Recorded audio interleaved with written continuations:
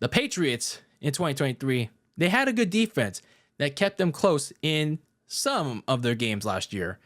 But offensively, they were pretty brutal. They were the worst part of last year because despite that good defense, they had a terrible offense. They had serious trouble with playmaking. They had serious trouble at execution, all because of the quarterback position. With their first round pick from 2021, Mac Jones, really doing bad. He regressed in a rapid pace from when you compare him from 2021 to just 2 years later. And then you bench him mid-season with Bailey Zappi, and he was no better. So you had this really bad quarterback carousel going on down in New England. So what do you add that all up to? A 4-13 finish and what ended up being Bill Belichick's final season as head coach over there. So they mutually part ways, and a fully new era of the Patriot way was in full effect. Gone was quarterback Tom Brady. He already had left 4 years ago for Tampa Bay, and now goes Bill Belichick, their winningest head coach in franchise history by a wide margin. So they replace him with linebackers coach Jerod Mayo, clearly under the mentorship of Belichick. But yeah, he has plenty of experience with the team, but not a lot in coaching. So Jerod Mayo clearly has a lot on his plate this coming season. So it'll be interesting how he does.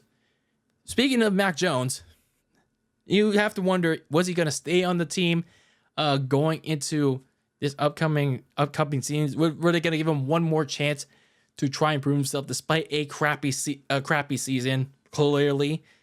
Unfortunately, no, that wasn't going to be the case.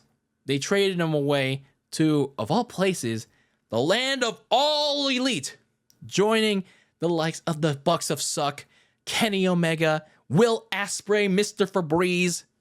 Yeah. Mercedes Monet. Don't forget that, folks. He joins the land of all elite, the Jacksonville Jaguars.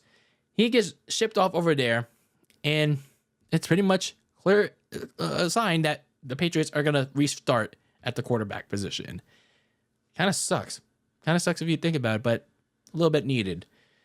So some other moves that they made, some key moves that they made, they re-signed Kyle Ducker, a huge part of that secondary, and one of the very few positives of their 2023 season. Receiver Kendrick Bourne, he was a kind of positive of their offense, but he got injured midway through with a torn ACL. And then tight end Hunter Henry, a touchdown machine for them, another positive for that offense in, well, very few of them. Some other moves that they made during the offseason, they let go Trent Brown in free agency, and so they also let go Ezekiel Elliott to the Cowboys.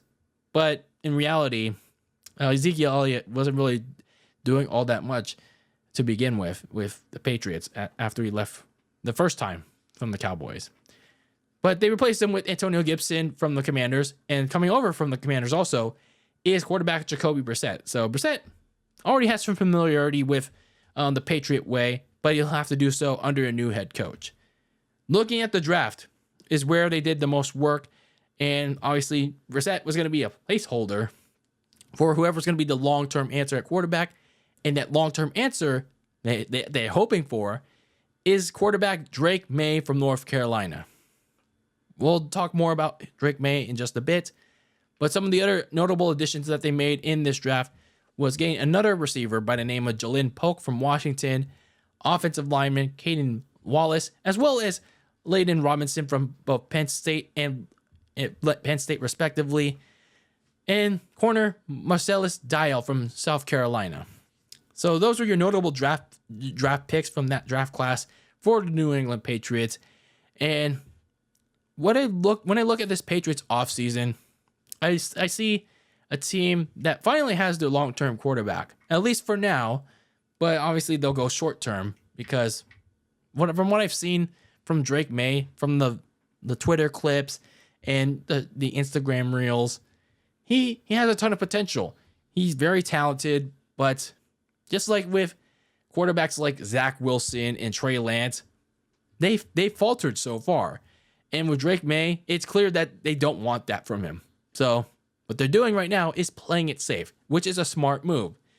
So far from what I read, sure, he's progressing very well in training camp. He started at number 3 on the depth chart, and now he's at number 2, surpassing Bailey Zappi.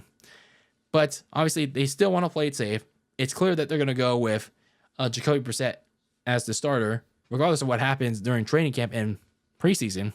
So they're going to go easy on it first. Give Jacoby Brissett the starter reps all throughout the offseason and go from there, which is a smart move as Drake Maye continues to adjust to the NFL. And then while that's going on, the defense is once again going to have to carry this load for this team. Because, well, I mean, it's been the strong suit for New England, whether it's going to be under Bill Belichick or Jerod Mayo. Because that side of the ball has some stout playmakers like Matthew Judon, Christian Barmore in the pass rush. And in the secondary, you have at safety Duggar and Jabril Peppers, who, again, for Jabril Peppers, had a Pro Bowl All-Pro type year last year. And, well, it was pretty much a dark year for New England. And then they're getting cornerback Christian Gonzalez back, who I thought was going to be one of the candidates for Defensive Rookie of the Year, but he had his year cut very short to injury. And then, yeah, the coaching of said defense is not clearly not going to be as smooth under Jerod Mayo as it was under Bill Belichick. But, I mean, it's his first year. There's still going to be some things to smooth out. So, for New England, you have you're going into 2024. You're starting this long rebuild. So your goal should not be a playoff berth, but it's to give your fans some positives, to give your fans some hope going into the next year of your rebuild. So give your fans something to be happy for in year 1 of this rebuild. So looking at some of the key games for the New England Patriots going into this year, if you look at your home opener against Seattle, you get your first look at this new look Patriots team. And then you go on a short turnaround to week 3 to play the New York Jets, only on Amazon Prime Video, and then another trip down west to take on the San Francisco 49ers. So the one thing I want to ask for this Patriots team is, well, when do we get to see Drake Maye? I mean, I did mention that, well, the best bet, the safe thing to do is, well, bench Drake Maye for as long as possible because, well, of his limited starting experience in North Carolina. Because, like I said, Brissett should be the starter come week 1, regardless of what happens the rest of the way with training camp and preseason, barring injury. So, at what point what do you expect? When do you expect Drake Maye to come in and get some meaningful action? Because it's obvious the Patriots aren't going to be competing for a playoff spot. I mean, at least in my opinion, obviously, with how the NFL is, so many things can change. But with how the roster is constructed, the Patriots are not going to be one of those competing for a playoff spot. So, if that's the case, which in my opinion it is, you want to at least get your 3rd overall pick some meaningful games. Probably much later down the season. So, and then how does that supporting cast round out for whoever's going to be at quarterback? Because they're not going to have much to work with. I mean, 2nd-year receiver Demario Douglas was very productive last year, but we'll see how he can replicate that or do even better. He could be one of those breakout players. And then you have the rest of the receiving room like a Polk that was drafted in the 2nd round, and then you have Javon Baker, but we don't have any indications on how well they'll do at the pro level. And then Kevin Jabborin, who's coming off that torn ACL. Is he going to be as effective as he once was, especially coming off that kind of injury? So we'll see.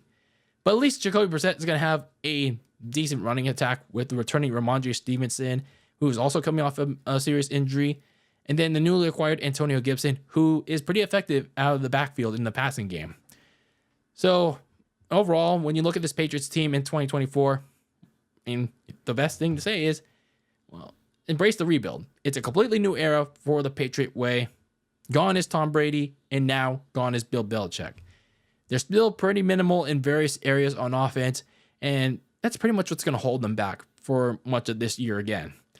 But the most important thing that Patriots fans should be seeing is positive progress. You want to see the development of your young players. You want to see bright sides in certain aspects of your team, especially whenever the time comes for your new potential franchise quarterback, Drake Maye, whenever he comes in. So for the Patriots, it's going to be a long year, but I'd say just embrace the rebuild as the year goes along.